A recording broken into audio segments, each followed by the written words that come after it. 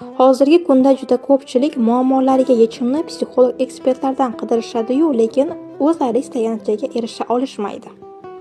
Sizda ham shunday bo'lgan bo'lsa, oldin siz qiladigan 3 ta xatoni to'g'rilang. Birinchisi, o'zingizni qadriyatingizga mos ustoz tanlang. U beradigan ilm, yo'nalish va eng asosiysi darslari va tushuntirishi sizga manzur bo'lishi kerak. Ana shundagina siz darslarni o'zlashtira olasiz. Ikkinchisi, o'rganayotgan ilmingizni shukrini ado eting.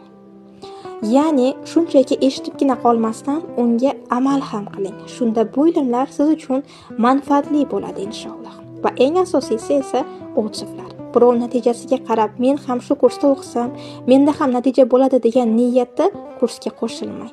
Chunki hech qaysi psixolog sizni qo'lingizdan ushlab, siz orzu qilgan baxtga yoki millionlar bor joyga olib borib qo'ya olmaydi. Ustozni illoh darajasiga olib chiqib, undan kutmang. Sizga o'zini ilmi va tajribalaridan kelib chiqib, ilm o'rgatib hamda xatolaringizni tushuntirib yo'l ko'rsata oladi xolos. Siz natijaga qachon erishasiz? Qachonki kursga yangi ilm o'rganaman, xatolarimni shu ilm sababli anglab va ilmlarni amalda qo'llab, ya'ni sababini qilib Alloh izniga shu inson sabab muammolarimga yechim beradi Alloh degan niyat bilan kursga o'qishingiz kerak.